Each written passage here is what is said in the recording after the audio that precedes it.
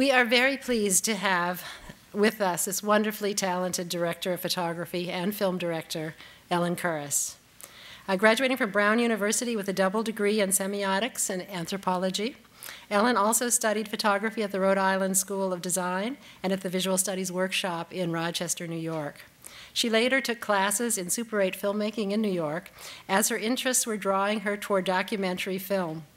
Her first film as a director of photography was Samsara, Death and Rebirth in Cambodia in 1990, the first U.S. film made in Cambodia after the war. The film won many awards, including a Focus Award for Best Cinematography and a special Sundance Jury Award. And then when Swoon thrilled the audiences at the 1992 Sundance Film Festival, Ellen garnered the first of a record 3 Sundance Cinematography Awards, the first for Swoon, the second for Angela, and the third in 1995, and then the next one for Personal Velocity, 3 portraits in 2002. Ellen's impressive body of work ranges from documentaries to features, straddles the commercial, studio, and independent film worlds, and is shot in a wide-ranging array of formats from mini-DV to 35 millimeter. She has been an ongoing director of photography for many celebrated directors, Martin Scorsese, Michel Gondry, Rebecca Miller, Spike Lee, among others. Ellen's cinematography has been nominated for 2 Emmy Awards and 3 Independent Spirit Awards. She was the recipient of the Gotham Award and the Kodak Vision Award for her career. I guess her career so far. I think she's just really getting going here. With the 2008 release of the acclaimed documentary, The Betrayal, she entered the realm of director. The film, made over a 23-year period, was nominated for the Oscar for Best Documentary in 2009. And as hard as it was to select just a few films from her amazing career, we did show over the past few days. We showed Swoon, I shot Andy Warhol, Berlin, and The Betrayal. And I want to point out also in the exhibition Event Horizon, which is currently on view here at the Walker, is a work she made with the actor-performance artist Ron Vauder, which is titled Roy Cohn, Jack Smith. And it contains a stage set and a video based on a performance that was done in New York in 1993. She has been quoted to say, "I always stick to the belief that if I got involved with films I believed in, it would be a good experience. I put my heart and soul into my films." We are so pleased that she took time from her very, very busy schedule to come to the Walker today to be with us. So will you please welcome Ellen Kuras.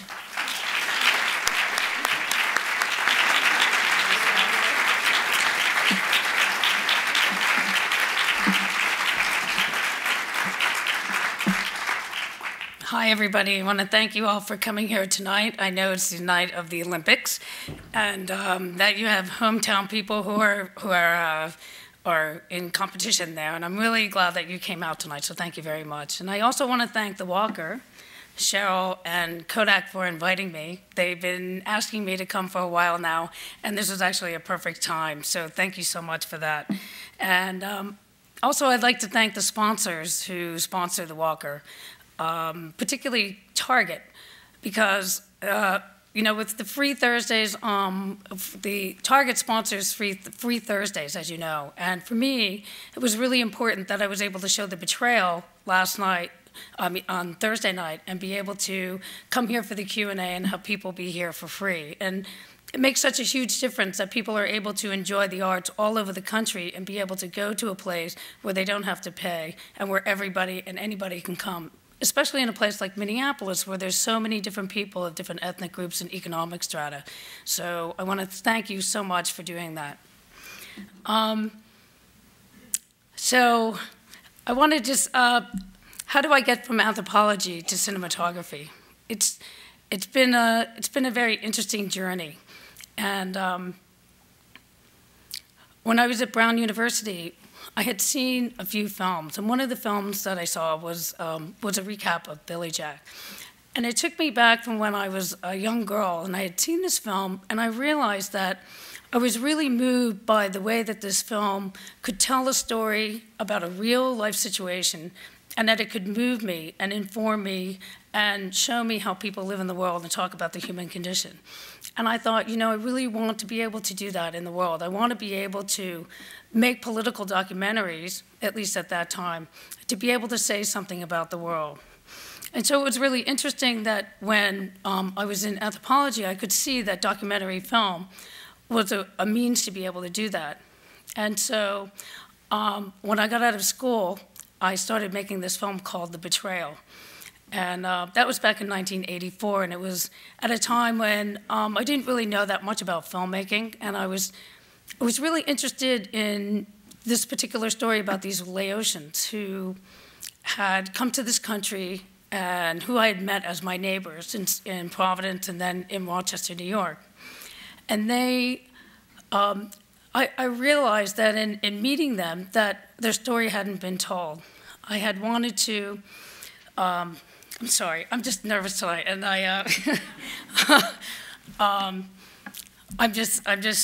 there's so much that I want to tell you about what I've learned over the years. And so when I first met these people, when I was living in Providence, I realized that seeing them on the streets, they had just come here from Laos, and they were walking in their traditional garb and walking with chickens along the street, and I started to photograph them and to investigate into what their history was and what their story was. And I realized that their story had never been told, that we in the United States had never really recognized that we fought a war in Laos. So I thought, I really want to make a story about these people. And I applied to the National Endowment for the Humanities for a grant, which I got, and I started living with these people and being able to understand who they were in order to make this film. And what happened was very interesting, because at that time I started from, you know, thinking of myself as a filmmaker and approaching the filmmaking process as a director, and getting to know these people and wanting to learn their language. And in the process, it was very interesting. I started filming, I'm sorry.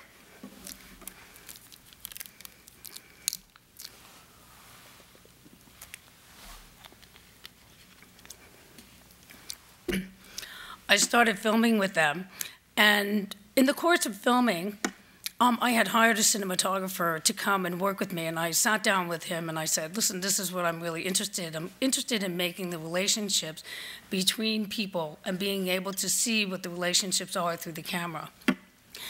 And when I got the dailies back, it was really interesting because they were very well executed, they were very well filmed, but there was something that was missing. I was sitting there looking, I was like, what is it that's missing? And I realized that what was missing was the meaning, that I was interested in how meaning is created with imagery, and how you can show the image to speak as loudly as words.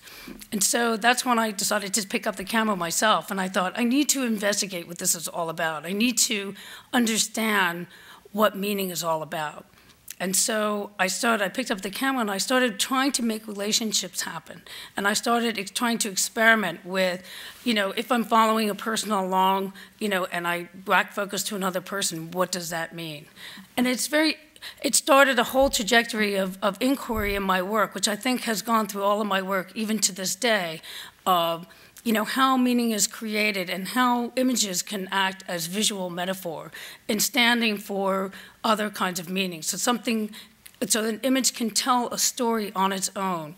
So in the process of making this film, I knew that I didn't want to make a film that was a traditional documentary. I knew I wanted to make a film that was more about worldview, that was about themes of more universal themes of philosophy and life and death, and tell a personal story from a first-person point of view.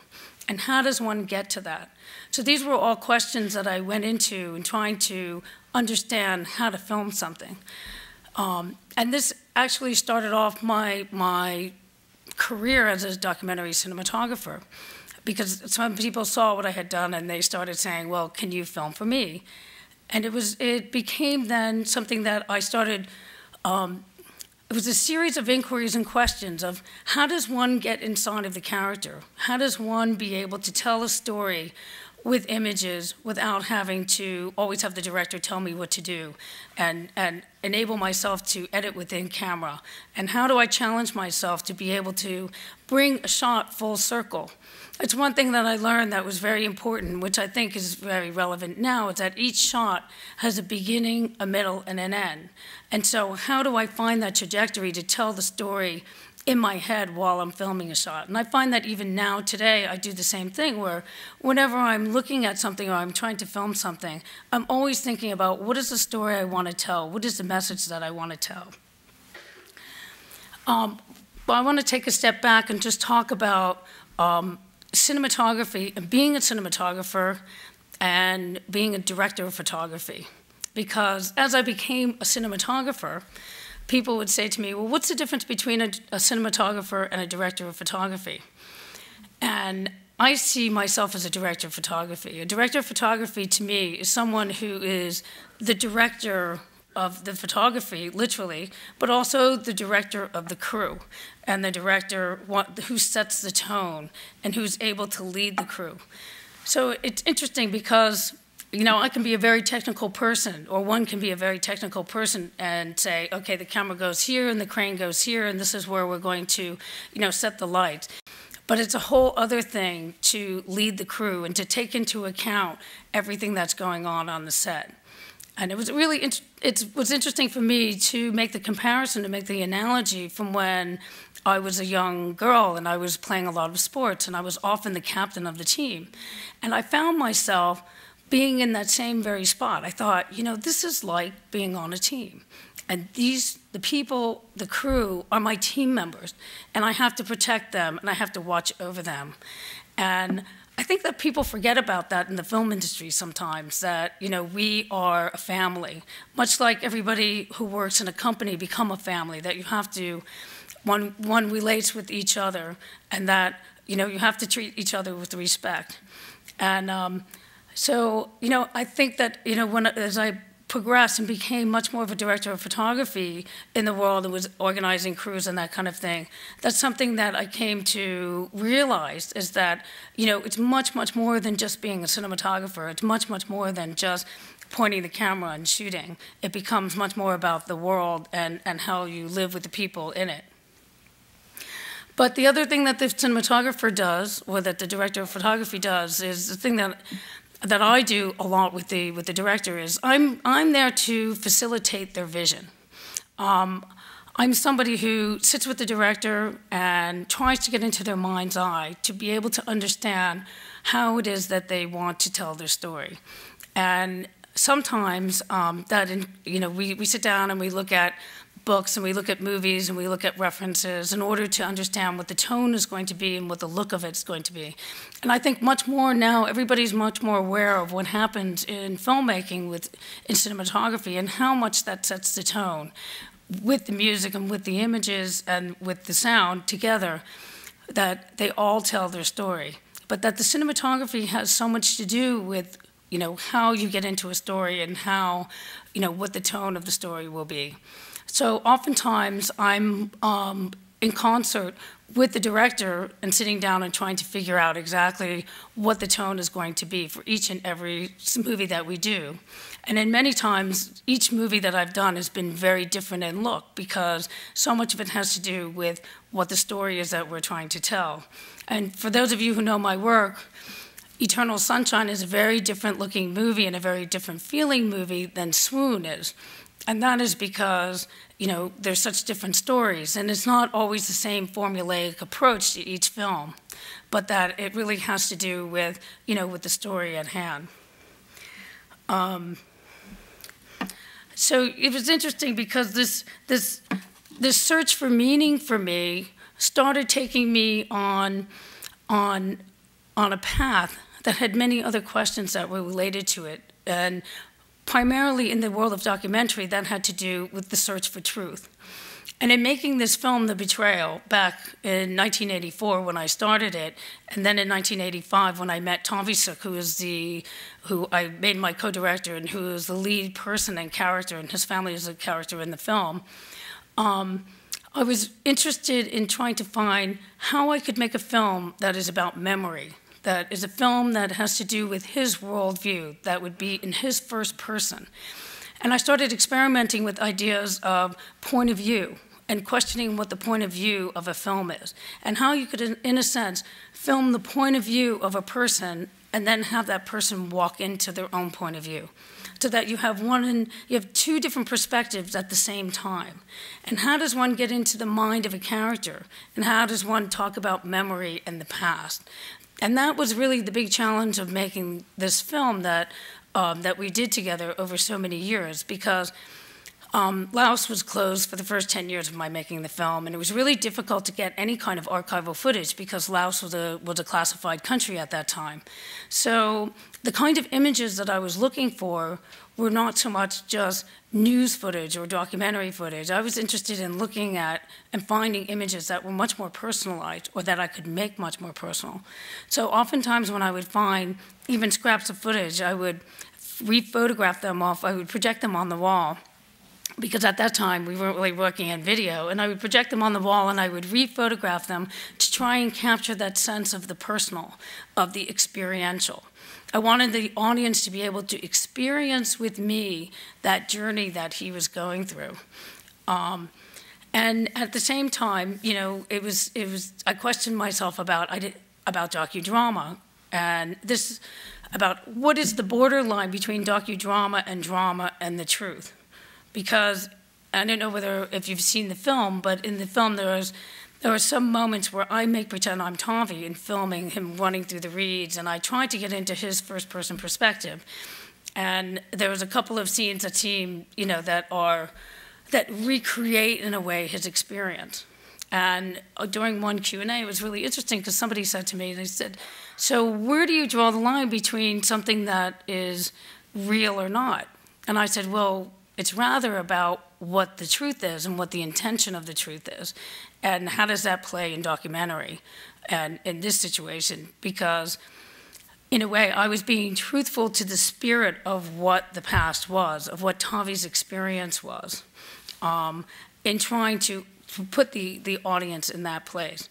And the whole idea of documentary and how documentary plays within fiction film is also very real, and was able to take me from being a documentarian into being in the feature world, because I carried that experience and that inquiry into that same space, and still have. And I think it's evident in films like Eternal Sunshine, where it was very much of a film about relationships and being in the first-person perspective, and being in a very intimate perspective with the characters. And that experience that I had helped me in Eternal Sunshine to be able to get to that more emotional place. But documentary, and the experience I had from documentary, also helped me to be able to be a better commercial DP, commercial director, and also a DP on features, because in a way, one has to be very extemporaneous in documentary. And as you can imagine, you know, walking into a room, you have to be able to assess right away what's going on and what story you're going to tell. And some people say to me, "Well, how do you know what to cover?" And I said, "Well, you have to talk to the director first." And in talking to the director to find out exactly what the story is that they want to tell. What is the reason for us being here? Why are we here? Why are we filming this? And that tells me exactly what I have to do in order to cover the scene. So being extemporaneous, sometimes you walk into a crowd or in a situation, and you have to be able to figure your way through it right away.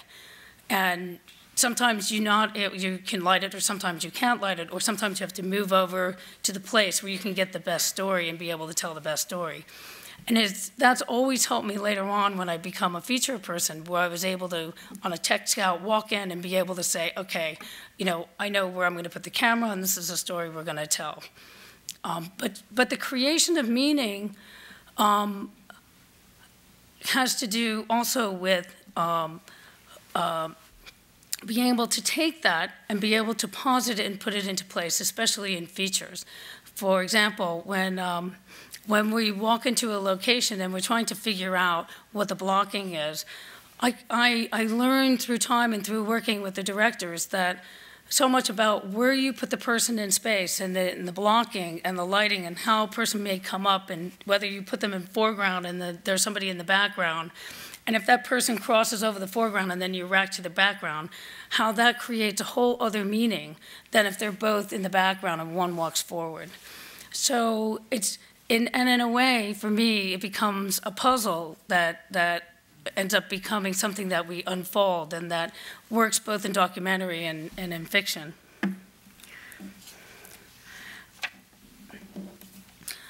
In terms of the betrayal, one of the, I made this film over 23 years, and the reason why it took time over this trajectory was because it was a personal film, and because it was a film that, in a way, became a notebook for me to talk about and to think about ideas that had to do with the universal. And I was always looking for ways that the stories in this film could touch upon the universal. So one of the first stories that came to me that Tavi and I were in conversation, and Tavi said to me, I said I would ask him all these questions about the philosophy of the Lao, how they believe that the world began, the mythology, what stories he remembered from his grandmother. And what was very interesting that came out is he would tell me stories like, he says, when I was 8 years old, my grandmother asked me, "Do you want to know where your umbilical cord is buried?" And he said, "Yes, I want to know."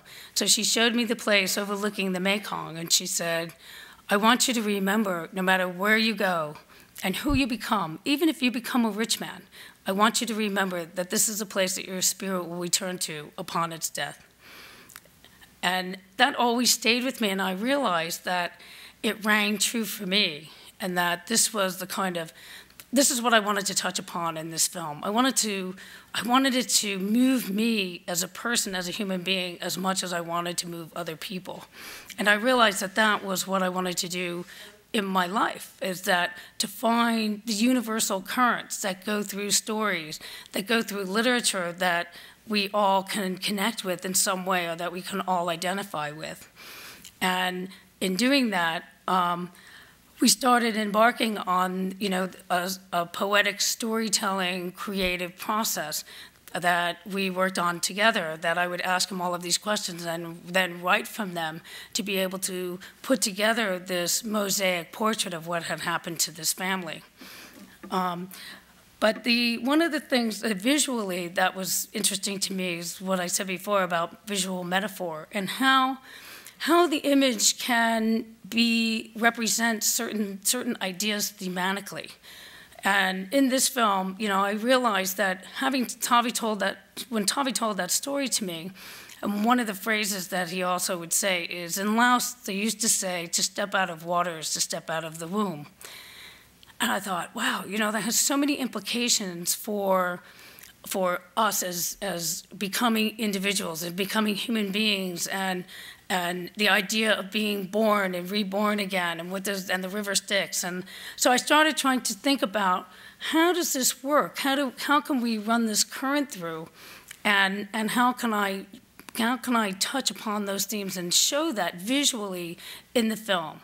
And how can I make a film that is about the visual as well as the words? Because what happens in documentary, and I found this over the course of making this film, that was very interesting about an editorial approach, that whenever I would bring an editor to it, they would always want to take all the words and all the transcripts and cut together the words and cut the story from beginning to end on black and white and piece of paper. And I said, no, that's not the way I want to do this. I want to approach it from a completely different way.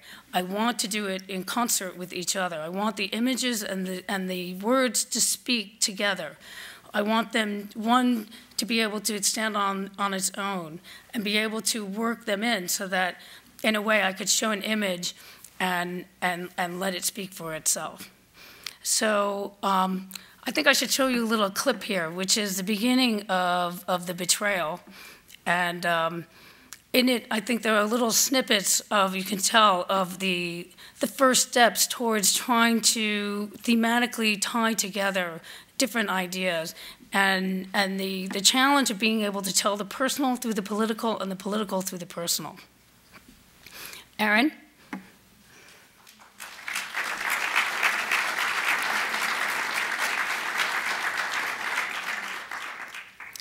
As you can see in the beginning here, one of the currents that goes through the film is water, and it's something that recurs all the way through and through the film. Where, I always kept it in mind when I was shooting. If, at a certain point, Tavi's mother, when she walks through the water, and she steps out of the water, in my mind, I knew I wanted to tell the story of how our lives are like that, where we come out of the water and the waves keep on going and they keep on continuing, and it's like our lives. We have, it's like a wave. All of a sudden, it's something, and then it's gone.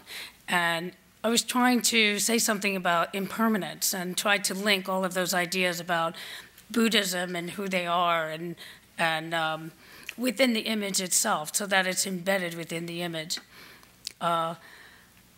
One of the reasons why I met Tavi is because I wanted to learn how to speak Lao. And I really felt like, as a filmmaker, I wanted to understand more fully, who these people were and how they express themselves is so much embodied in language.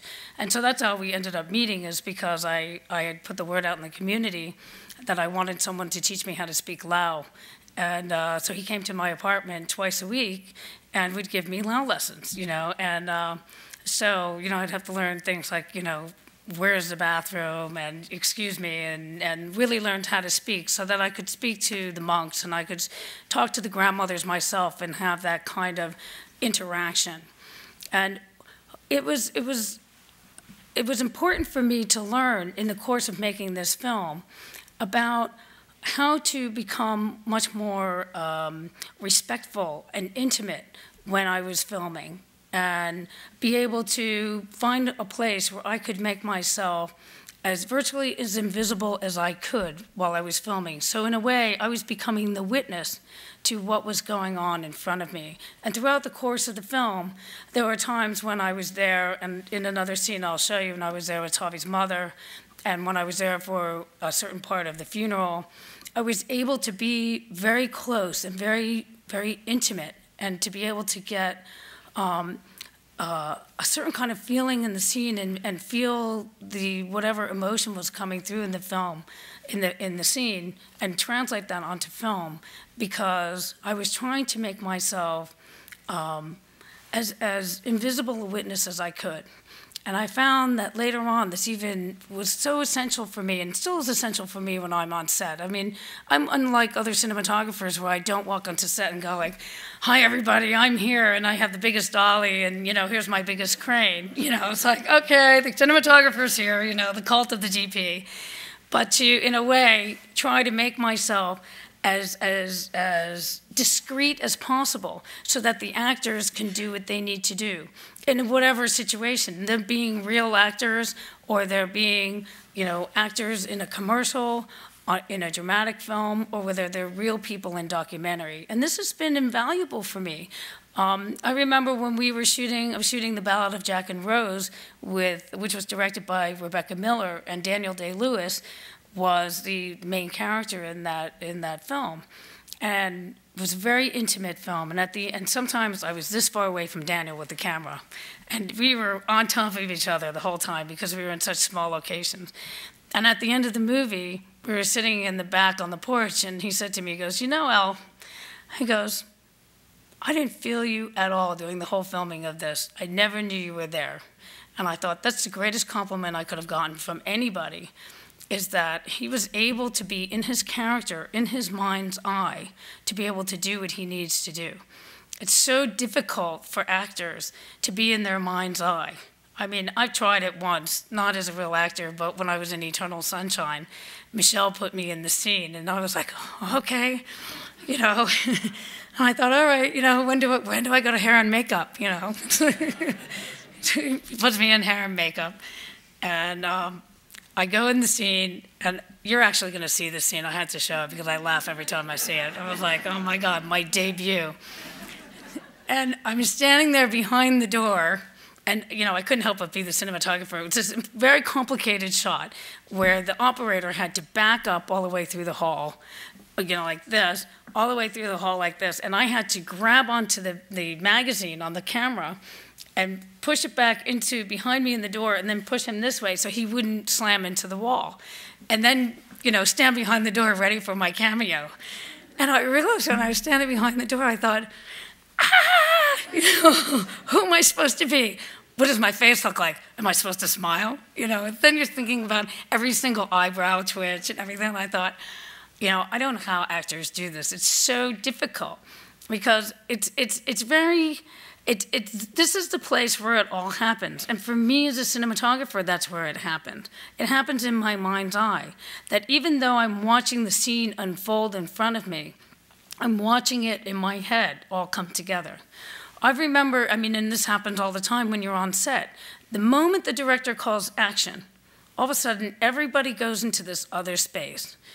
I don't know how to describe it, but it's like all of a sudden the dolly grip is in that space. They're in the space of the story. It's very interesting to watch because you see, I can see the key grip, I can see the dolly grip, I can see everybody all of a sudden go into that space as well as the actors, where all of a sudden it becomes a choreography of timing and vision and using the light and moments and breath. And all of a sudden it goes full circle. And everybody knows that it all goes full circle.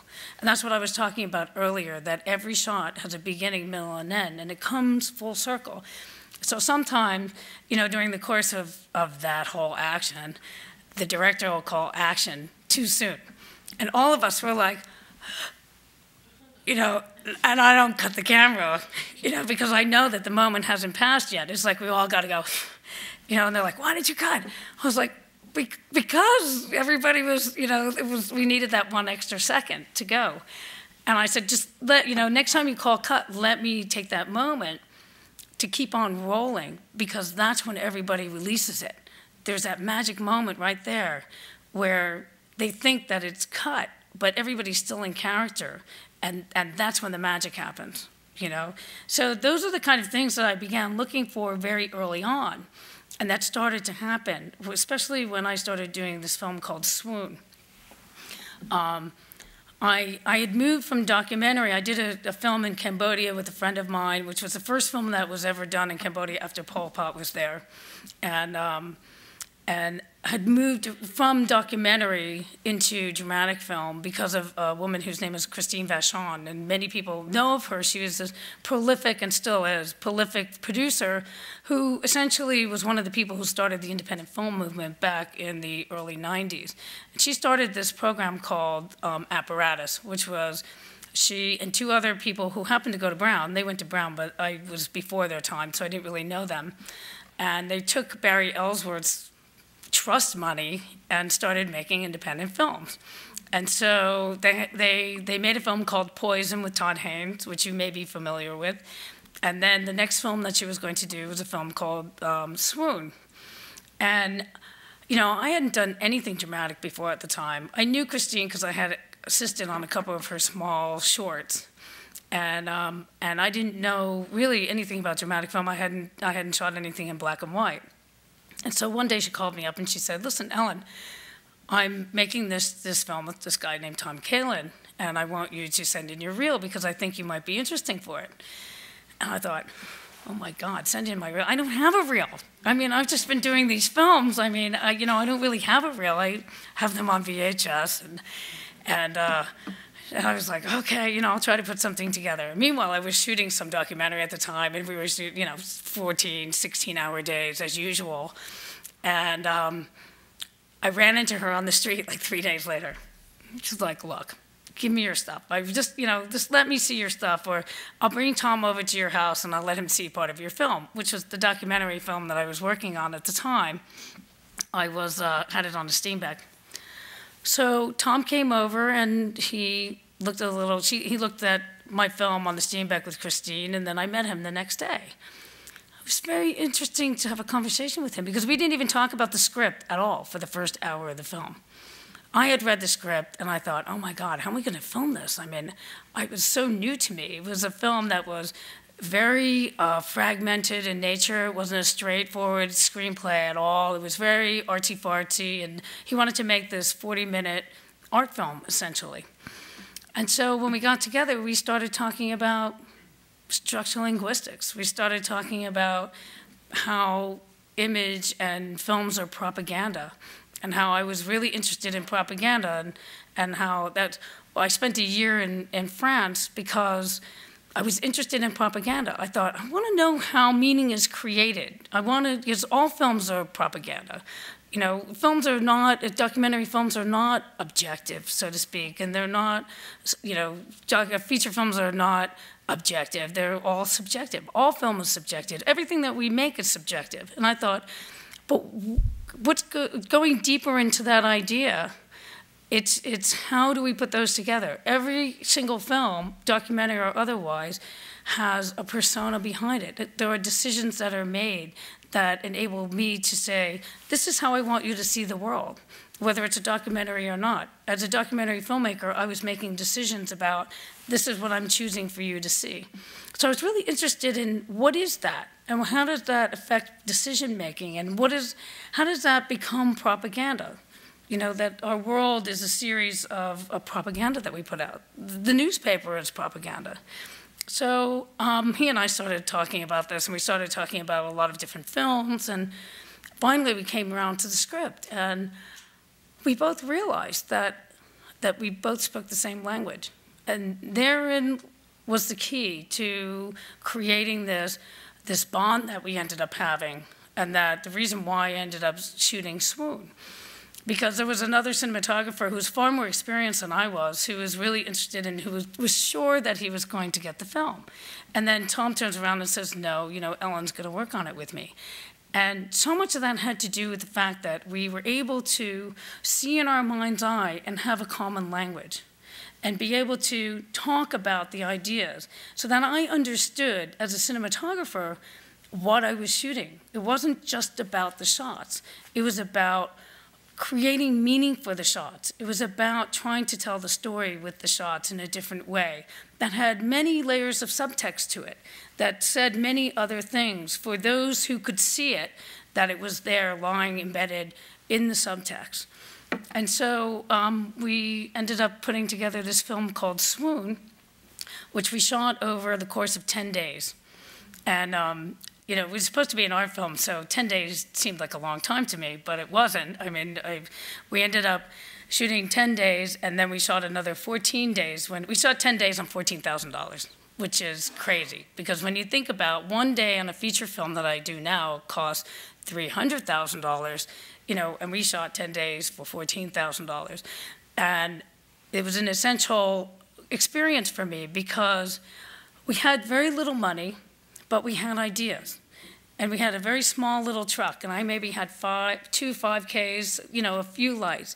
But what it taught me was how to make a lot out of a little. It taught me how to be innovative, and it taught me also how to rely upon my intuition. And it also taught me about the relationship between a director and a cinematographer, which was key to the movie happening and for it to be successful as an experience. And that relationship is so essential, that because if you're on set and you're with 120 people, as I often am now, if I'm not in sync with the director, then everybody feels it. And if I can't talk to the director openly and freely on the side, then it starts to break down from there. And Tom, you know, we shot Swoon at a time when there were no video taps. He couldn't see anything through the camera. I mean, we shot it on my 16 camera that I had many years ago, and we didn't have a lot of films. We had to do 1 or 2 takes. Sometimes we would do 1 take, and he would say to me, "How was that?" And I'd be like, "It was fantastic," you know. That's the moment. I could see it. I could feel the moment, you know, and the actors could too. They would look at me, and I'd be like, "That's it." Even on the first take, and I'd be like, "We have it," and he'd be like, "Okay, check the gate. Let's move on." I was like, you know, should we do a safety? So that's how Swoon came to be. And we didn't, I mean, that was the thing about Tom that was so fantastic, because Tom would say to me, "Do you know what you're doing?" I would say, "No." "Do you know what you're doing?" "No." "Okay, good." We're on the same page, at least. So it was a fantastic experience, and it was It was a great experience also because it enabled me to understand what it was like to lead the crew. Because it was the first time that I was out there saying, okay, you know, here's my crew, you're my crew, and this is what we're going to do, and I'm going to direct you to do this, I'm going to do that. I mean, that's where you become the director of photography, where you start directing all the action, and we're going to have the dolly track here, and this is the coverage we're going to get. And so it was opened up a whole new world for me in terms of being able to create this experience and discover the mystery of looking through the viewfinder. And even now, I like to operate the camera because there's that whole world that opens up when I look through the viewfinder and I'm discovering the image and discovering what's happening and unfolding in front of me, and that I can really feel and see and feel what's happening. And that's, I think, has been key to me in my work here, and my experience, is that somebody said to me, he says, you know, you not only shoot with your head and your eyes, you shoot with your heart. And I think that's important, that we feel the emotion of what's happening in the scene and being able to connect with the characters and identify with the characters. So in that note, I'm going to show you a little clip from Swoon that we shot. We shot it in 1990, and it came out in 1992. And it was kind of a shock because I won the cinematography award for it at Sundance, and had no idea, you know, really what we had made. And I'll tell you after you see the clip here. After we had made that film, it was I hadn't been able to see any of the dailies during the course of making that film because we didn't really have enough money to process the film until 3 weeks after. So you know, we ended up going back and filming another 14 days when we realized, when Tom started putting the film together, that we have a movie. I mean, it was a real live movie.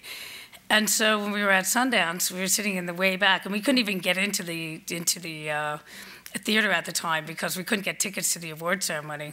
And we were sitting in the back row, you know, laughing and talking, and all of a sudden, you know, they called out my name for the cinematography award, and I was really shocked and surprised and pleased. And you know, it was the first trajectory of moving myself into the feature world, where I was able to then start working much more in independent film and working in the dramatic world, which opened up a whole other realm of possibility for me in being able to tell the story.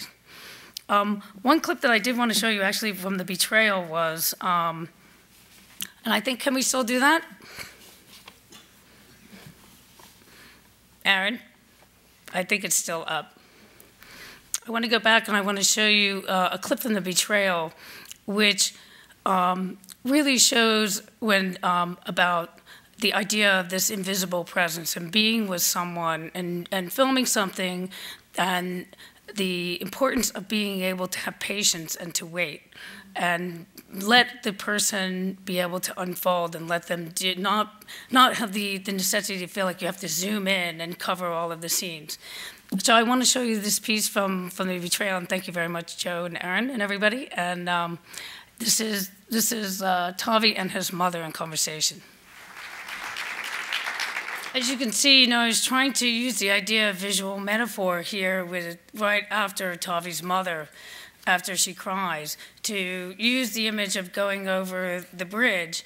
And when I was in Laos, you know, I didn't know exactly what story I was going to be using for that image, but when we were doing it, I knew that in filming it, it was significant, meaning that I was looking for that idea of driving through your life or on the journey of your life, and as you're passing by, your life changes and it becomes many other things that you never knew it would become. But it's, you know, but that's the journey that you're on. And in a way, it became a metaphor for me for her life and her journey. Much like in the beginning of the film, when you see her walking over the hill, it's a part of her journey.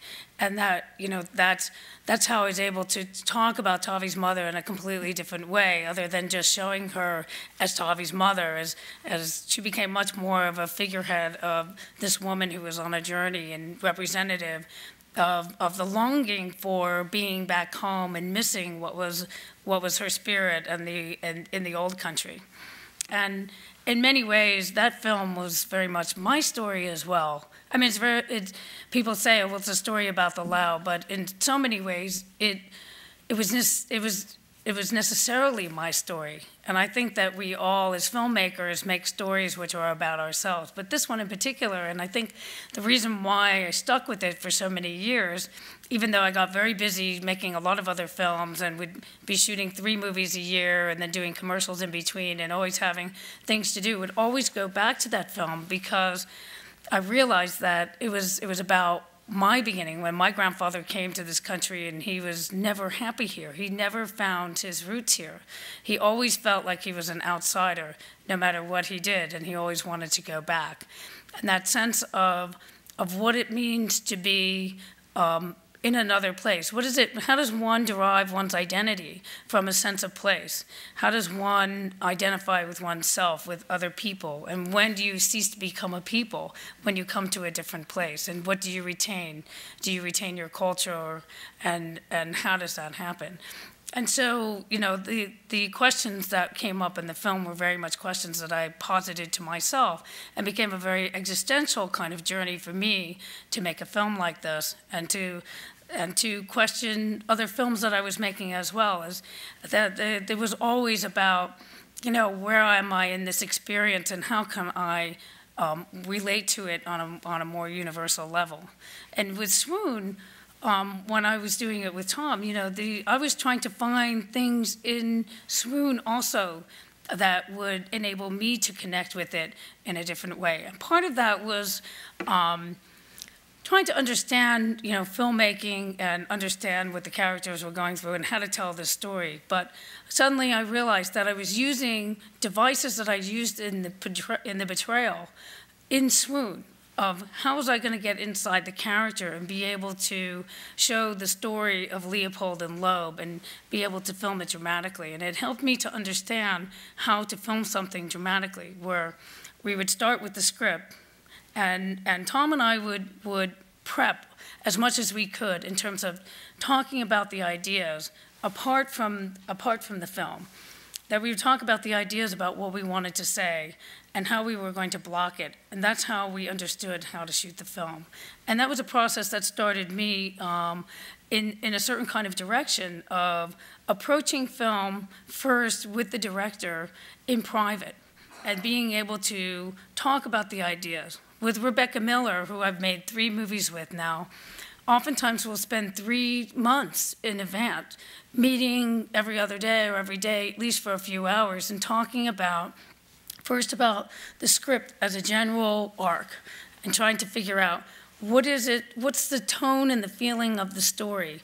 What do we want to say with these characters? And my job as a cinematographer was to get into her mind's eye, to be able to understand what she wanted to say so that I could help her to realize her story better. So that I could say, oh, well, if you want to say this, if we do this over here, if I put a light here by the window and have another light next to it, which is a harder light, then the actor can back up into that light and then look up into it whenever they want, you know, at the right time, so that they can start using the light to be able to impact on what's being said. And that, you know, that influences all the timing and the feeling and the tone of that particular scene. So what we would do after we would talk about the general arc is that we would go through page by page the script. And I would say, okay, what does this scene mean? Why does this scene exist? There's got to be a reason for why you wrote it. So what is the essence of this scene? And in knowing that intellectually, then I could translate that. Oh, okay, I get it. You know, this is a moment where she has decided that she doesn't want to be with the guy anymore. But we understand that through the scene and how she's written it, even though it's not explicitly said. So I was like, okay, great. How can we show that visually? How can we show that with the blocking of, you know, are they at either ends of the room or are they together? And then she walks out and we focus on him. And how does that play out dramatically so that the image and how the actors are posited within the scene also are analogous or a metaphor for what's happening in the scene, what the scene is about. And that helped me so much to start to understand and construct how to shoot a scene and how to get inside of the character's head. And prep was so important. I can't stress it enough. Whenever I speak in schools to these students, I always say it's so important that you prep.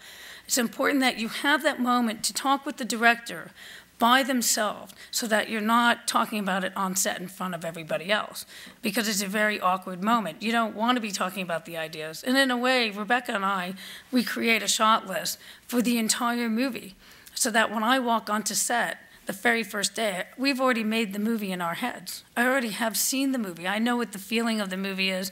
I already know what the tone and the pacing is, so that she doesn't have to talk to me even. Sometimes we don't even talk to each other in the morning. You know, we laugh and we have our coffee, and it's like, okay, you know, she's going to go talk to the actors. And I set things in motion because I already know where we are. We're both on the same page. And what that enables us to do is it enables us to change the program if we want to. But at least everything is in process and in motion. And it's analogous in a way for life.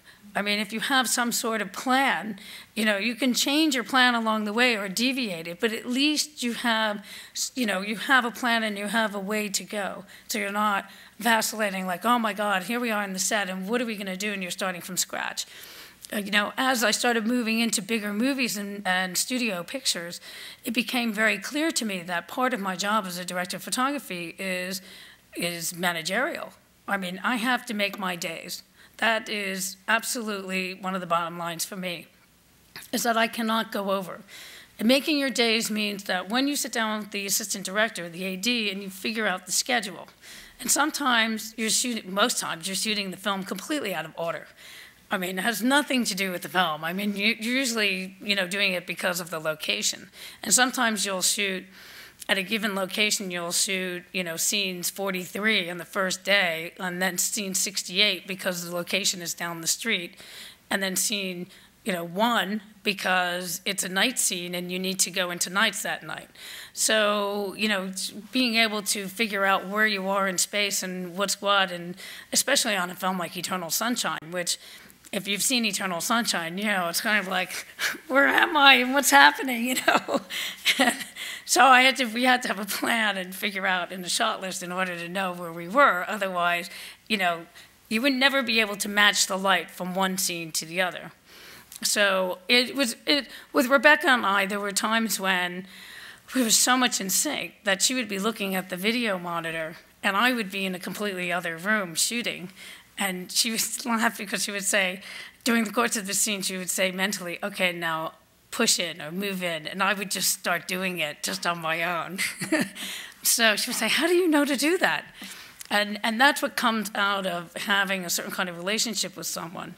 And oftentimes, one sees that there are relationships that endure over time. Like Sven Nykvist had a long-term relationship with Bergman for many, many years. And Bertolucci had the same cinematographer for many years. And the same is true for me, that I make friendships with my directors, and we share each other's lives. And with Rebecca, you know, I'm the godmother of one of her kids, and, you know, I'm very good friends with Tom, and we have this ongoing dialogue that becomes part of our life.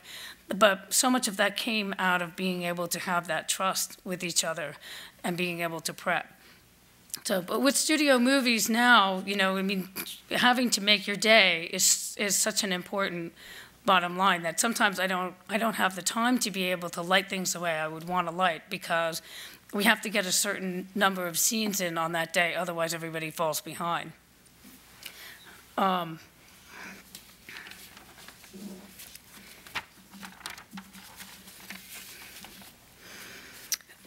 Soon after I shot Swoon, and it came out at Sundance, I started shooting another series of films, and one of those was I shot Andy Warhol. And what was revealing to me about I shot Andy Warhol is that we didn't have that many days to shoot. And so I had to come up with a way of being able to shoot, as I did on Angela and then on Swoon, that would enable us to get coverage and to be able to film a lot of the scene without having to, what we call, turning around. So what this means is that, for any given scene, let's say this is a scene, you do your master shot, and sometimes, people would think of the master shot as just being like, oh, that's the master shot, which is, gets in most of the action as a wide shot. And then you would go in and get your coverage, meaning that you would go in and get close-ups of the action or cover the scene. You would, if two people are talking, you would shoot them and then shoot reaction shot. But I never really found this interesting, and I was always trying to find ways of being able to tell the story, again, with the camera in a different way. And I started using a device which was called a moving master. And that was that sometimes I would put a dolly track down, or I'd look at the action and I would say, oh, okay, that character's coming up here and they're speaking on camera, and then they leave this way and I can pick up that actor's lines on camera, but if I dolly around, I can follow them around like this, and then they leave frame and then another person comes in. And I suddenly realized that it made the action much more exciting, that I could follow the storyline in a completely different way. And it became a choreography of all of us on set, and be able to cover the scene with just a few essential coverage shots that would pick up whatever dialogue on the other side that we didn't have, in order to abbreviate our time and be very selective about what we were shooting in the scene, and to be able to make our time. And this became it became a game for me, a game of choreography, of being able to shoot the action in such a way that, I would get most of the action almost in a one-shot deal. And I Shot into Royal Hall became much of that. And Mary was very much into it, where we would posit the actors on set and start blocking them to the camera and be able to move the camera around on a piece of track that would enable us to get a lot of that action and make it much more dynamic. And this also helped me later on in Eternal Sunshine, because in Eternal Sunshine, Michel wanted us to be always handheld. He had done a movie before Eternal Sunshine, which was called Human Nature. And Human Nature was driving him crazy. I mean, I remember when I first met him, he was like, Hélène, I do not want to make this movie in the stage. And I'm like, okay. He goes, I want to shoot on the streets of New York. Okay, it's going to be winter, but that's okay. And he says, and I don't want to use any film lights. I'm like, why don't you want to use any film lights? And he said, well, because he was in a stage, and Human Nature was that was part of the film. It was all artificially set up. And he didn't want to wait for the DP to move the lights around, or he didn't want to wait for different things that need to be done with the film lights, that, you have to get up on the ladder or get the crane up and adjust the lights and that kind of thing. So he had set these parameters for me early on, that I couldn't do this and I couldn't do that. And it was kind of, it was a big challenge, because all of a sudden I wasn't able to use film lights. And I called back to my documentary experience of saying, okay, how am I going to be able to shoot this film in such a way that was free-flowing, that enabled us to allow the actors to do whatever they wanted?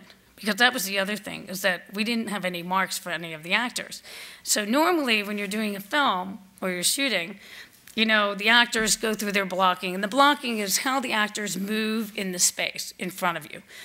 Whether the actor is here and they move from point A to point B, and usually the assistants are throwing down marks as you go, so that the camera assistants can make the measures, so that they can measure off the focuses. Because oftentimes, when you're shooting, you only have this much depth of field, meaning that much leeway to find the focus. I mean, it's pretty amazing on most feature films that they're ever in focus. I mean, because, I watch some of the assistants, and it's amazing what they're able to do. Because somebody's all the way off in the distance, and the assistant is able to keep the focus, and the focus is incrementally this small. So Michel said, well, I don't want to have anybody have any marks. I was like, okay, what else? I'm ready, I think. But in terms of being able to block, suddenly I realized that I can use my moving master idea, because instead of me putting it on a dolly and me being on a dolly, I can move my body around. much like I would in documentary, where I would move to go and move from A to B because I could get a better shot over there and slink over there. So when we were doing Eternal Sunshine, much like when we were doing Identity Warhol, you know, I was looking at what the actors were doing in space, and then I would think to myself, okay, where can I best put the camera so I can best tell the story? And then help to influence and help the director to bring the blocking in so that we can, you know, I can help him or her to tell the story even better. So what we did with Warhol is very much that. We had, there was a scene that we did in the factory, and I'm going to show you just a small clip in the factory, but we were often doing that. And also, you know, the thing about Warhol that was another challenge was being able to understand the period. That I knew that I wanted to we were making a period film because it was about Warhol's time in the factory, but I didn't want it to be obviously period. You know, I felt like it would overburden the story. So I wanted to find a look that was unique unto itself and that would be able to take us into that world and put the viewer in the place of the person who was experiencing it, which was mostly Valerie Solanas, who was the main character. So, Aaron and Kristen, I'm ready to roll I Shall Andy Warhol.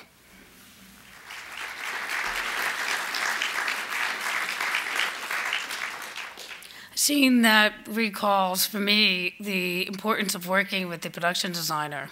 And that is the other person who's so important to the work that I do, because if it doesn't look good in front of the camera, it's kind of hard sometimes to change it unless you turn off all the lights and you just put one light on. If the production design, you know, is like, you know, you go like, all right, turn off all the lights and let's start over again.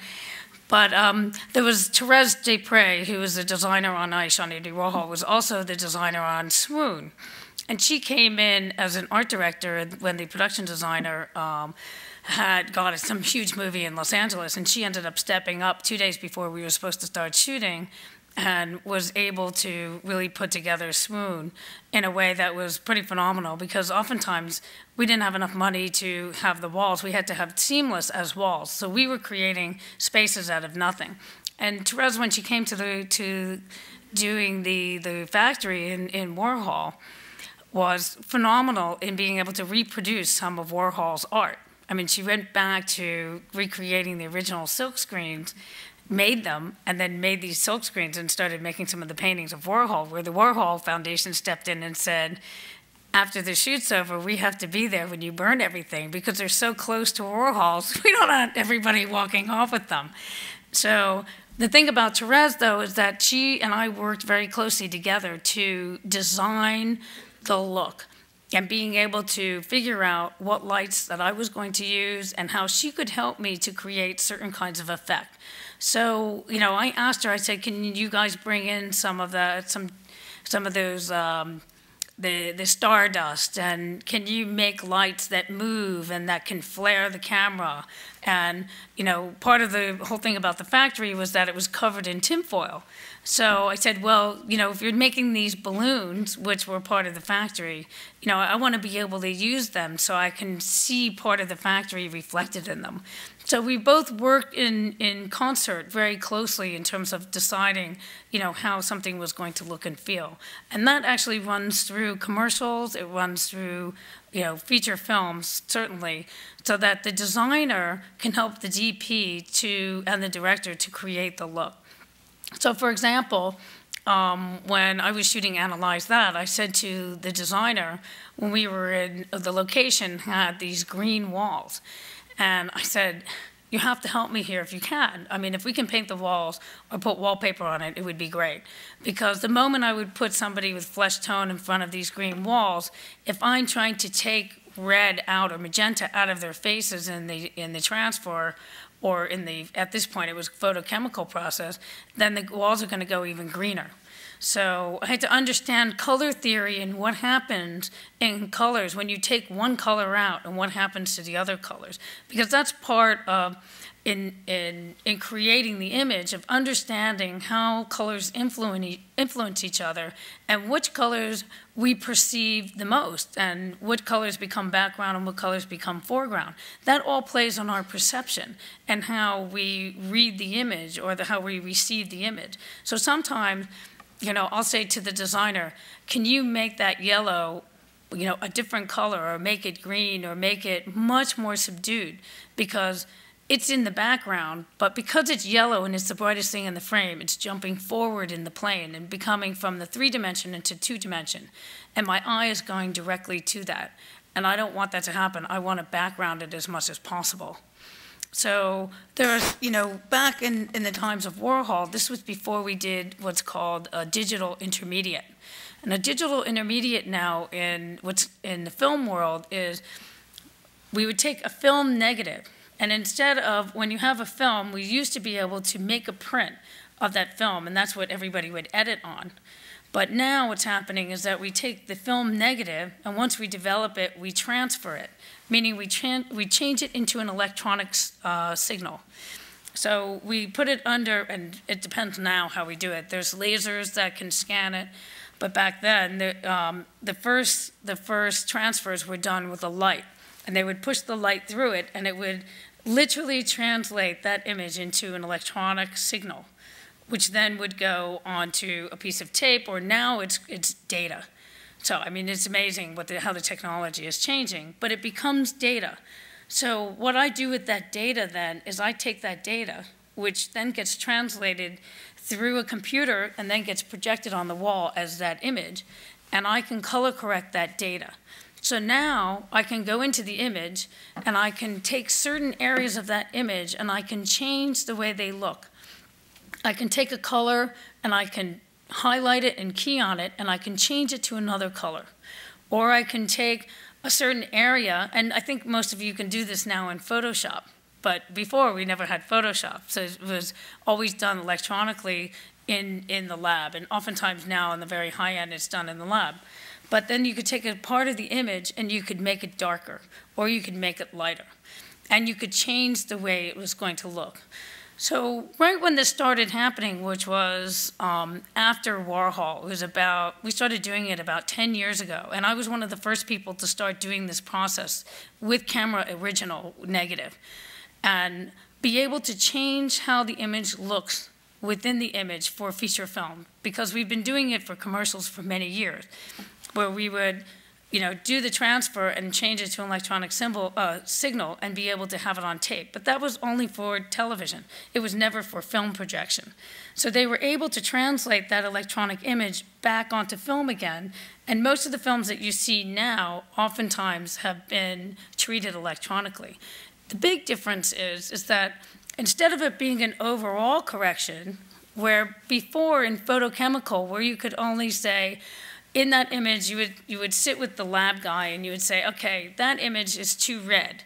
I want to make it less red, or I want to add a point of blue and a point of magenta, you know, or whatever you wanted to do to change that. It was an overall correction. Now what we can do is we can go in and we can change it within the image for feature films. And that opened up a whole world to me, because suddenly I wanted to be able to change the way that the blacks felt. I wanted to be able to change the way the highlights felt. I wanted to be able to change and control the image within the image. And when this first started becoming a new thing in the film industry, everybody started to say, well, the studios would say, well, what do you want to fix?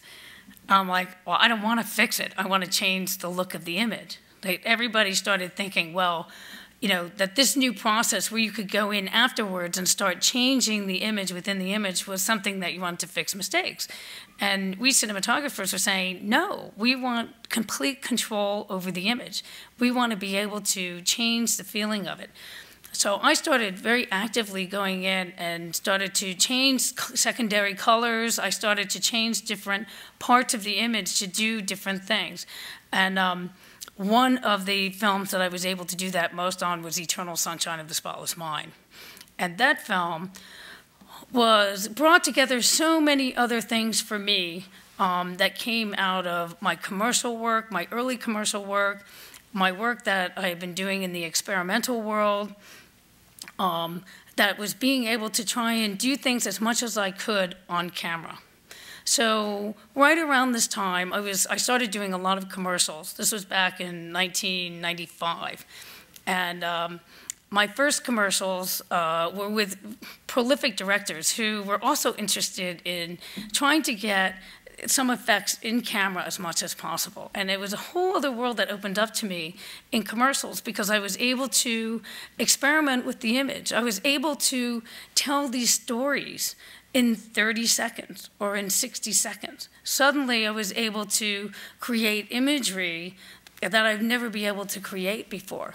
And experience, like I was able to go and do a Navy commercial with Spike Lee.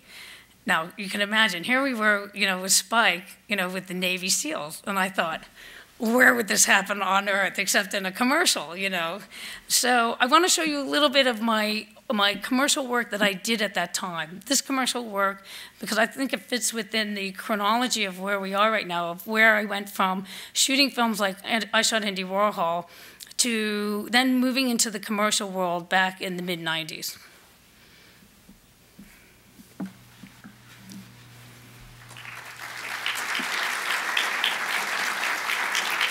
That was just a smattering of things that I was doing and continuing with different directors that I had started working with. That last piece, which was a Jeffrey Bean piece, I shot with Tom way back actually in the early 90s because Jeffrey Bean commissioned Tom and myself to make a film for his runway show. Instead of doing a runway show with models, he wanted us to make a film. So we decided that we would make, or Tom decided he would make a film that was comprised of 3 parts based on 3 silent movies, and that all of the characters would be wearing Jeffrey Bean clothes. So we ended up, quoting Blood of a Poet and Tinsels and Stardust. So it was, a period of making films, these small art films that were enabling us to do this kind of advertising whilst it's still being something that was, which was in the context of an art film. And it was very funny about, I put up this Navy spot and everybody was like, oh my God, it's like you did a Navy spot with Spike. And I have to laugh back to that time because here we were with Spike and we were on a Mark V boat, which was one of the real SEALs. There we were with the real SEALs and I'm like, oh my God, here we are with these real SEALs. And we're out in the boat and we get out to the water and Spike comes out and he's like, Alan, tell him what to do. I'm like, okay, get in the Zodiac, let's go, guys. It's like, let's go, guys. You guys are the SEALs, and I'm going to tell you what to do.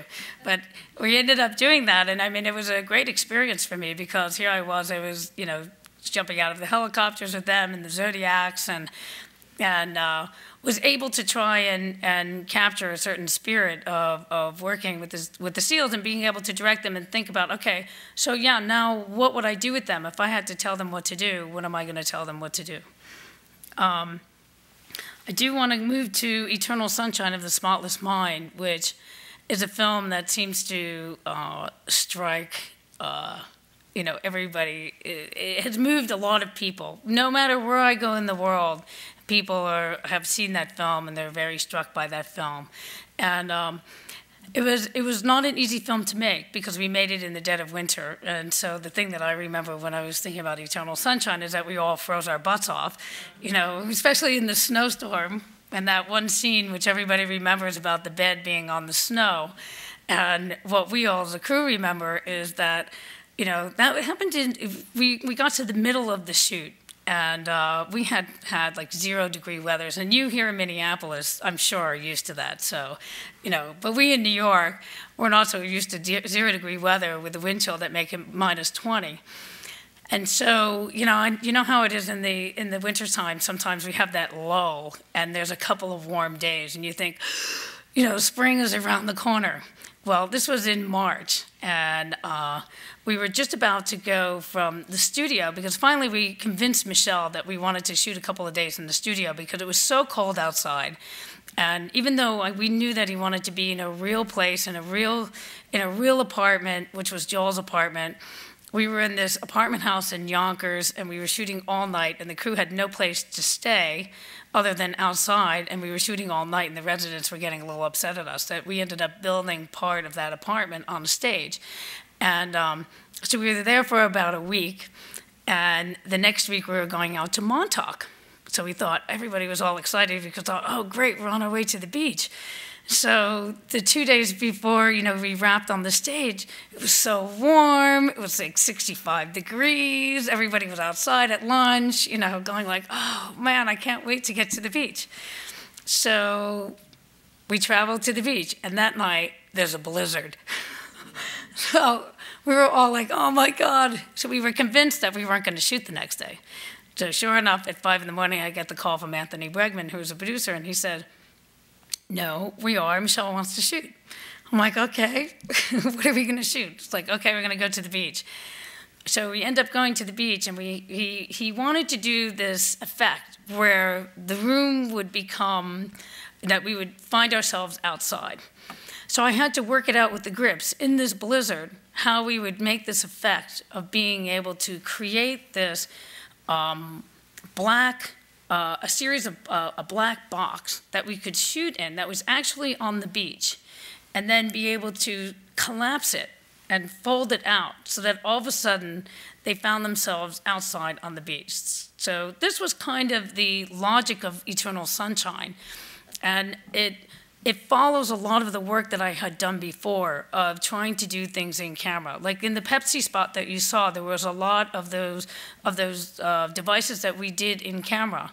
I took a lot of pieces of glass, that some of them were rounded. I took magnifying glasses, and I started playing around with certain devices within the camera so that we could get to a certain effect, and it would be real, and the actor would be able to hold it, and it would feel like a real effect, and then be able to augment that slightly later in post, which is what Eternal Sunshine was all about. That when Michel first came to me, or when I was actually invited to meet him to think about doing this film, I was a little bit ambivalent in the beginning because I thought, I had seen his earlier work, and I thought, okay, a lot of his work, looked like it was shot on VHS, because so much of what Michel wanted to show was he wanted to show the transparency of the effect between time and space. And his inquiry into time and space was very interesting to me, but I was worried about how the film would look. So, and how he was going to plan to approach this idea of how to make Kate disappear. So when I walked into the meeting with him, he showed me a book. And this is often how meetings start, where we show each other books and we try to plan, we inspire each other. And he showed me this book, and it was a picture of a peeling photograph. And all of a sudden, it was like this whole world opened up to me. And the door flew open, and I was like, okay, you're on. Okay, I can understand where you're coming from. And I want to do this film with you, because I think that we can go to places that other people haven't been able to go to before on film as much as we can in camera. And so much of what we did was using pieces of mirrored glass and using dimmers to be able to dim up lights and dim them down, so that we were playing with the whole idea of illusion and what is illusion and what is real and what is not. And how exciting that was for me to be able to find those questions again of, in a way, a different truth. What is the illusion? And cinema is an illusion, and how much can we push that illusion? So much of what we did was to put into place in camera as much of the effect as we could. So sometimes we would do it with production design, and oftentimes in concert with the production designer, where, and you'll see in the next scene, and I'll explain through it after we're done, is how we would use the production design to slowly erase parts of the image so that you would feel like Kate was beginning to be erased. And the other thing about Eternal Sunshine that was fascinating, besides the fact that, it was about memory, it was about recalling memory and how the mind works, that you could go anywhere because it's, when you recall a thought, it could come from anywhere. So again, for me, it was about how to show that visually. How do we go back to, that that you're in a person's mind. How do we get into that person's mind? So we understand that time and space collapse, or it expands, or from one location to the other. So there were often times where on Eternal where we would be in one space, and we would build part of the set in that space so it would look like another space. So there was a whole scene that we did in the Chinese restaurant, which was, we shot in a normal Chinese restaurant, and then the production designer replicated that Chinese restaurant, and I had to take notes what all the lighting was. And then we built that same Chinese restaurant, in the Columbia University library, and had to light it exactly the same, so that when he walks out of that space, he's in another space physically. So, and this is what we did for Eternal all the way through. And I'm going to show you the clip, and then I'm going to tell you some more stories about, how we managed to get what we managed to get. So here's a small clip from Eternal Sunshine of the Spotless Mind.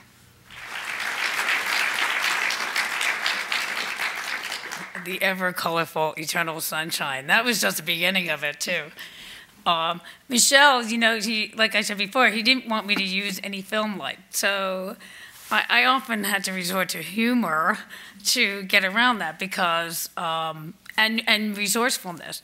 So because he really didn't want film lights. He was like, Ellen, I don't want to use film lights. Okay, I'm not going to use film lights. So I ended up devising what I called the mini Musco. Now a Musco light, as you know the stadium lights that you see at the football stadiums, well, we have lights like that which are called Musco lights, which are on trucks.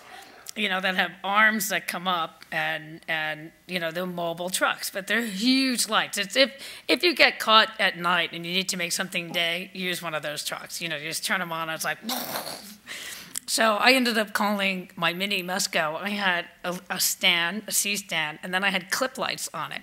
So I had like 5 clip lights, and I was like, all right, you guys, bring in the mini Muscos, so that I could put it in the middle of the set. And I was like, okay, I'm going to light it with this. And I ended up finding ways of lighting Eternal with lots of little bulbs. And that all started from when I walked onto the set, and Michel said, oh, well, why don't you use the lamps? And I said, okay. So I turned on all the lamps, and I said, it looks like a lamp shop, with all the lamps on. I was like, okay, I have to be a little more innovative about this. So what I ended up doing is I ended up cutting holes in the lampshades so that they were always away from camera, so that if Kate and Sam were sitting on the couch and the lamp was right there, I would move the shade around so that the hole in the shade was giving them extra light. And then when we would turn around and come around for the coverage, I would just turn it around and turn it the other way. And there were often times when I would have refrigerator bulbs, which would be on little dimmers, and I would put them next to that TV that we see, the monitor that Mark Ruffalo was always around. Whatever side I'm on, there would always be a light bulb on the other side. And so I was always fiddling with the light bulb, because I would have a dimmer that was right below it, just outside of shot, and I would be handheld, and I would just reach down, and I could make it brighter or lower or do whatever I wanted. And much of what I was saying about the choreography and the blocking of the actors helped me enormously in this film, because like I said, we had no marks. The camera assistants were phenomenal focus pullers, because they didn't know where I was going to be, and they didn't know where the actors were going to be. So they were always having to surmise what the distance was, on the spot. So what would happen in the morning, and this is what usually happens on set in a feature, is that all of the actors hopefully get there on time. Because if they don't, then everybody's waiting around for them, which is, death do us part, because everybody gets really bored, and then by the time the actors come, and then they're like, we're losing the light, and I'm like, no shit, because we're 2 hours behind because you guys were late, So, it always ends up falling on the director of photography to save the day. But I was like, okay. So anyway, so they come in, and usually they spend time with the director and talking about the scene, and hopefully they've rehearsed it already. And if they haven't, that's the time that they do it in the morning. We send the crew away, and usually I'm there with the director and the script supervisor. And then they talk about how they're going to play the scene out and how they're going to move around in the set. And usually I try to put my 2 or 3 cents in so that I can do it, like I was saying, for the camera, so I can start making the stories. Because sometimes I'll figure it out with the director beforehand, and we'll tell them what to do. But sometimes the actors will say, like, well, I'll never do that, so we want to, I want to come over here.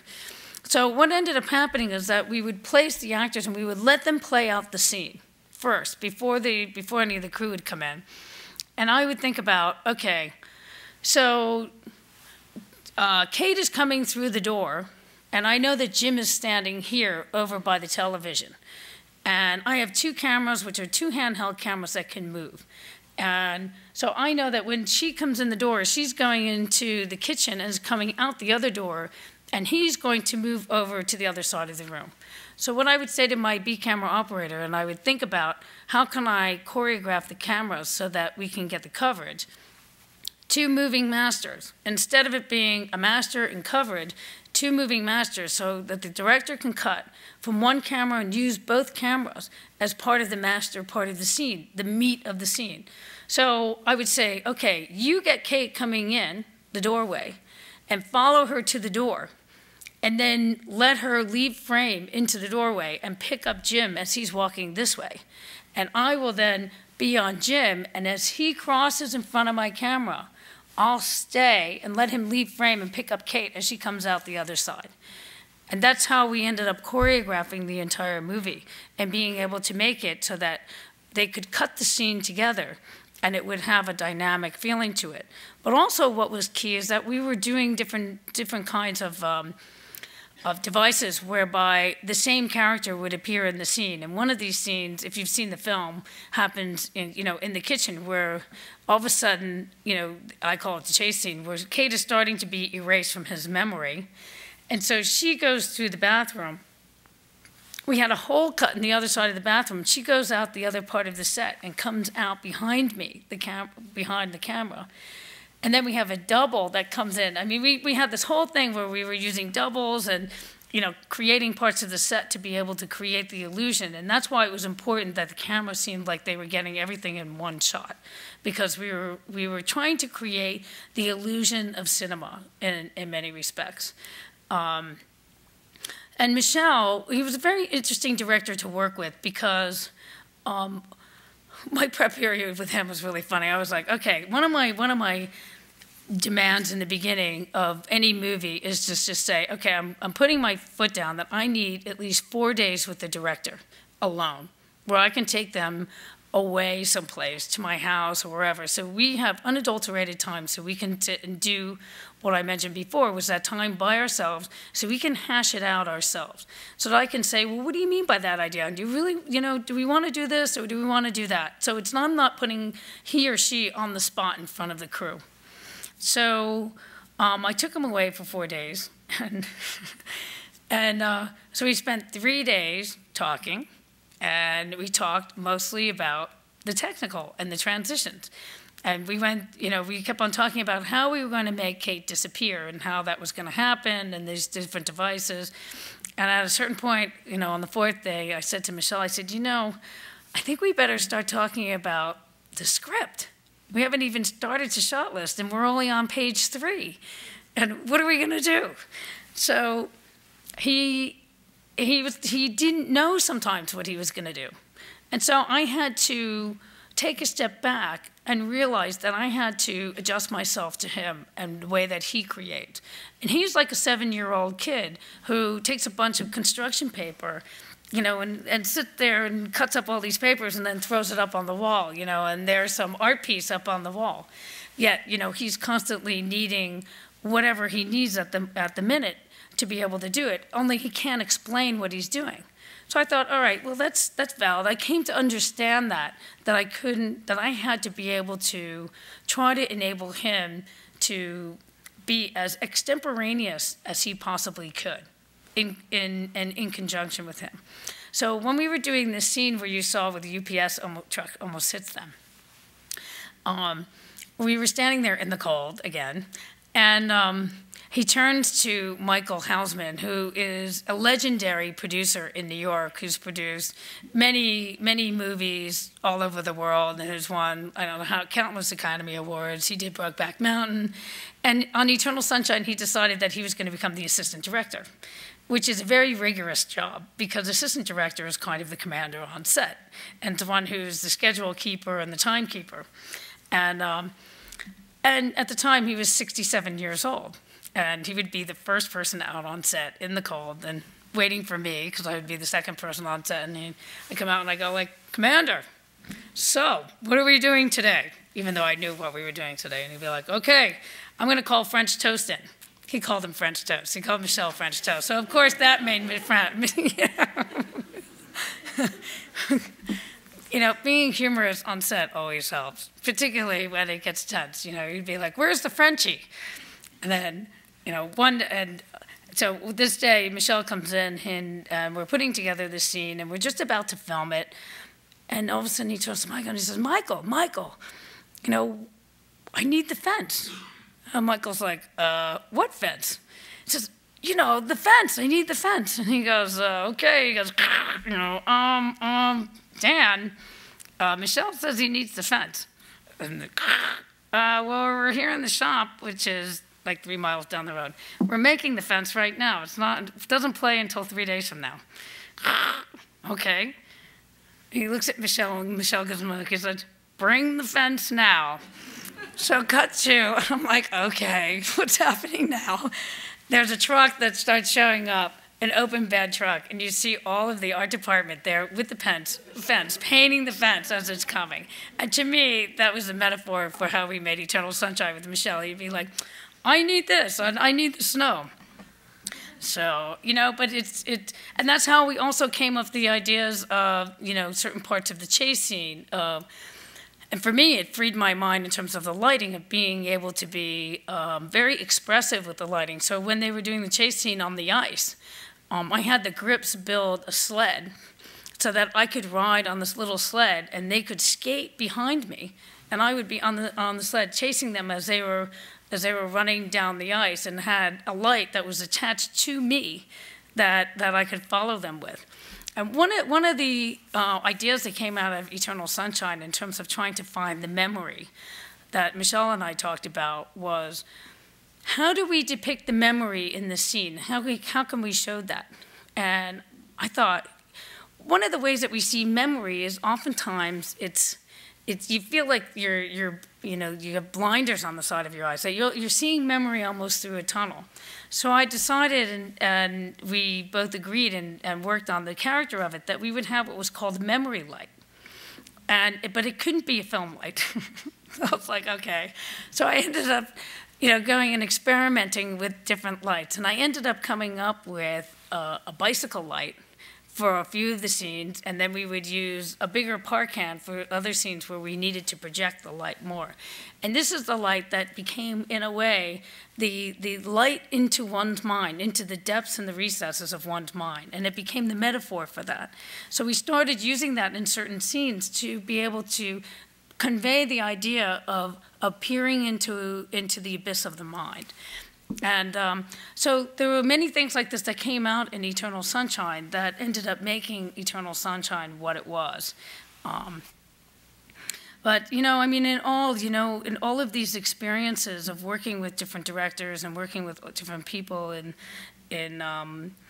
film and being part of the film community, you know, I've realized that you know, it's not easy to be a filmmaker because we have one of the most rigorous jobs out there in terms of our hours, in terms of our commitment, in terms of our passion. You know, that's why I'm so protective of my crew and the people that I work with, because like filmmakers of many years ago in the olden days, I've stayed friends with, and I keep the same crew over many years, and we become a family. I mean, I spend most of my time on a film set, and so that experience of making the film has to be an enjoyable, passionate one. It becomes our lives. And so many of us work, you know, 16, 17 hours a day together, and that it becomes, you know, a unique experience. And it's very clear to me that so many of the people, the grips and electrics and the production assistants who work on the set, they're there because they really want to be, because they also care about the stories. I can't tell you how many people, grips and electrics, have asked me if they could see the script, because they want to know what the story is. They are interested as well. And you know, in the course of that, I realized too, in terms of being a leader, that, you know, I don't have to be a jerk in order to be successful. There's not the cult of the director or of the director of photography that you have to be somebody who's arrogant in order to lead the crew. You know, you can be talented and lead the crew and encourage people in a way that makes every person feel valuable there, much like you can when you're working with your colleagues in a company, is that to treat people with respect. And that's something that I really encourage on my set, and I you know, am really strongly encouraging that, and people know that about me, and they know that I will protect my crew, and it really makes the experience that much more meaningful in many ways, and makes the work more meaningful. I mean, you can really see it in how it comes out in the work. And, you know, and I think back to being here. In a way, I've come full circle, because when I started out in the film industry and first started making films and thinking about making films way back in 1983 and 1984, you know, I started out as a filmmaker who wanted to say many things, and has ended up doing that through cinematography, and in a way has been a director all along in terms of what I've been able to do in terms of the cinematography. And now, you know, I feel like I'm moving into becoming a director again, to be able to work with putting the image together as a whole, and being able to work with music and work with the actors again, and be able to place the wardrobe in a way that creates the entire image. And I've realized this more and more in terms of when I was finishing my own film, and I had the incredible pleasure of working with someone like Howard Shore, who came onto the project. We were looking for a composer, and I've done a lot of work with Marty Scorsese in the past, and so I've known Thelma Schumacher, who was his editor. And one day I said to Thelma, when we were locking picture, I said, Thelma, do you mind taking a look at this film, and this film I've been working on, and see if, you know, if you could make some comments? And she was so moved after she saw the film. She said, however I can help you, you know, I want to help you in whatever way.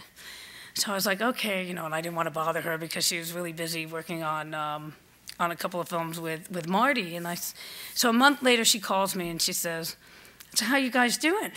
And I was like, I'm frantic. We're trying to finish the film for Sundance, and we need a composer. And she's like, oh, you know, I'll just call up Peter Gabriel and Howard Shore and tell them that they should do the film. And I was like, oh, great. Please do. So I ended up getting a call from Peter Gabriel, who was very gracious, and he said, you know, he would love to work on the film, but he was really busy working on an album, and he said that, you know, he said, listen, you know, I'll put my people on it. And then I got a call the next day from Howard Shore, from Paris. And Howard said, Howard says, I've seen your film, and I really want to talk to you about it in person. And I said, okay. So I went to go and have a meeting with him. And of course, the only day that he had available that I could go and have a meeting with him and have a screening of the film, which was a fine cut by that point, was the day that I was supposed to be prepping a music video with Michel and Bjork in Brooklyn. And I had to go all the way to northern New Jersey in the middle of all of this. So I was like, I said to Michel, I was like, listen, Michel, I'm going to miss part of the pre-light. I've got to go and, you know, show my film to Howard Shore. So I leave the set. I'm there at 6 in the morning, and I leave the set at 11, and I'm like, I'll be back soon. So I drive like a bat out of hell all the way over to the other part of New York, and I show the film to Howard. And we come out of the screening, and I thought, you know, I hope he likes it. And he says to me, he goes, he says, do you want to have a cup of coffee? I said, no, I'm fine. I'm really fine. And I'm thinking, like, Bjork just showed up. I got to get back over there. And he said, he goes, no, let's go and have a sandwich. Let's go have a sandwich. So I said, okay. So we sat down, and he said, listen, I really want to work on this film. I think that, you know, it's a piece of poetry. And I thought, you know, I was so moved by what he said that he actually got it. He understood it. And I thought, oh, my God, you know, my fear in making the film over years was that the messages and the subtext wouldn't come through. But here he was, Howard Shore, he was understanding what I was trying to say, and he wanted to say it also with music. And it was an incredible experience working with him because he completely embraced myself and Tavi and inviting us in to be part of recording all of the music and talking about music in a way that was analogous to me being a cinematographer in terms of the color palette and the timbre and the tone of the music and the pacing and everything that we talk about in terms of camera. And I realized, you know, how our worlds, you know, we're like intersecting worlds, we're like circles within circles, the way that we, you know, the music and film and the visual, there's so much analogous to each other. And the last thing that I want to say before I open up some questions to you is way back when I was at the Visual Studies Workshop, which was back in about 1982, I remember I had this thought that I would want to become a filmmaker and you know, possibly go into being a photographer or a filmmaker or a cinematographer. And I remember thinking, like, you know, I don't know if I have it. You know, people talk about whether you have it or you don't, or whether you have the talent or you don't. And I was kind of obsessed with that idea, and I thought, well, I don't know if I want to do that because I don't know if I'm talented enough. And so I was sitting there, I was in the library, and I was doing research for a project I was going to do on a Fulbright grant. And I called my mother, and I said, Mom, you know, am I doing the right thing? I mean, I don't know if I'm doing the right thing. And she said to me, she said, Elle, you know, you'll never know unless you try. And I have to say that, you know, thank God that my mother said that because, you know, and I think it's been, you know, a theme for me in my life and hopefully you and yours is that you will never know unless you try and you have to try. And so with that, I say thank you so much for coming tonight. And I want to open up to the audience to any questions you may have.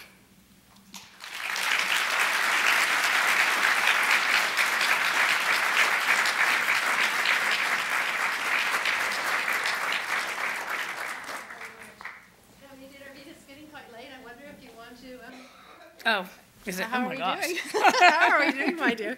I think you answered that. You spoke so well right now at the end. I don't know if we need to have questions. Okay. How do you feel? Yeah, that's fine. Is that all right? I can meet you in the lobby if you have any questions that you want to ask. Is that all right? Yeah, okay, that's that would fine. be great. Yeah. Thanks so much. Thanks a lot. Thank you.